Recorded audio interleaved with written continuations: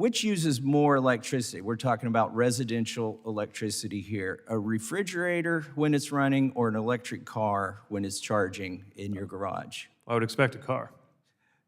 Would you say it uses twice as much or 25 times as much? I would think closer to 25 times as much. Yeah. It's actually 50.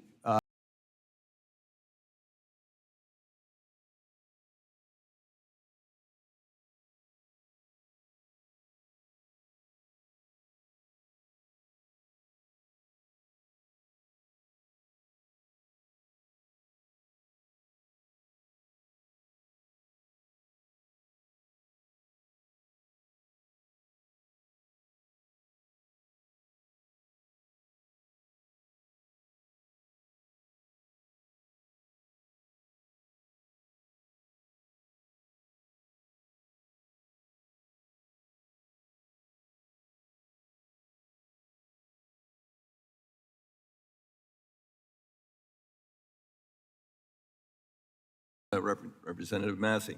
Thank you, Mr. Chairman.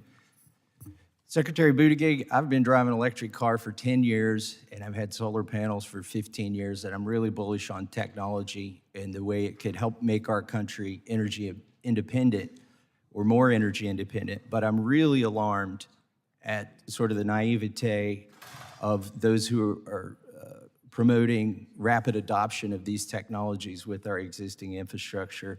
President Biden signed a non-binding executive order stating that 50% of vehicles sold in the United States should be electric by 2030. Do you support that? Yes. And he also said that by 2035 that 100% of the federal government fleet should be electric. Do you support that? Yes. So which uses more electricity? We're talking about residential electricity here. A refrigerator when it's running or an electric car when it's charging in your garage? I would expect a car. Would you say it uses twice as much or 25 times as much? I would think closer to 25 times as much. Yeah. It's actually 50 at the instantaneous moment, but over the course of a year, if I take the numbers from the U.S. Department of Energy about the average household, how many vehicles they own and how far they drive, over the course of a year, an American household would use 25 times as much electricity for their electric car as they would for their refrigerator if they had 100% adoption. And the average family has 2 vehicles, and this would be if the average family had 2 electric vehicles. Do you think it would strain the grid if everybody plugged in 25 refrigerators in every household? Well, if we didn't make any upgrades to the grid, sure. I mean, if we had yesterday's grid with tomorrow's cars, it's not going to work. It's one of the reasons why we believe that infrastructure includes electrical infrastructure and argued for that to be included, as it thankfully was in the bipartisan law. Do you think by 2030, which is when Biden says 50% of cars sold should be electric, do you think the grid will be capable of handling electric cars? It's going to need to be, and we're working with the Department of Energy every day. We've established a joint office of energy and transportation to map out some of the needs. Obviously, some of this gets outside of my lane, and we've been discussing with, for example, the truck stops that are looking at what their power needs would need to be at an interchange where today they're mainly filling up on gas in order to accommodate that. And then, as you mentioned, a lot of the scenario for this is also residential.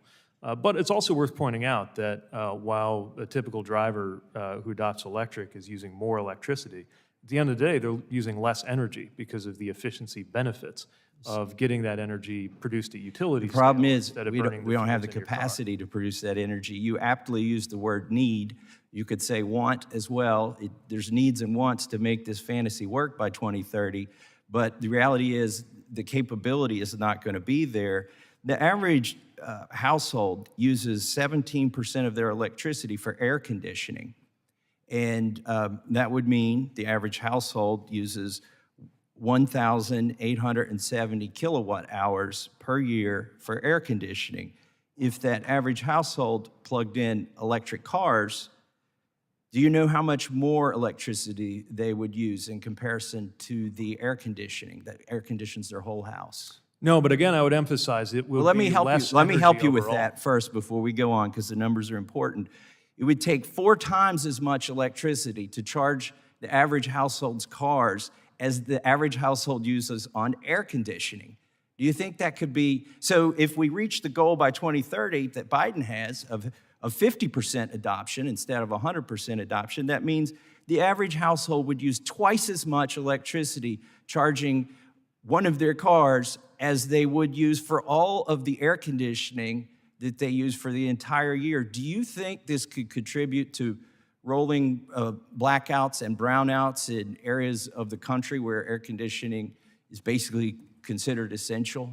Not if we prepare. Look, the fact that people who have electric vehicles are going to use more electricity can't be a reason to give up. The idea that America is inferior to the other countries that have figured this out just doesn't sit well with us in administration, and that's why we're investing in a better grid. In the time that I have left, let me say, I'm not saying we shouldn't prepare. I told you at the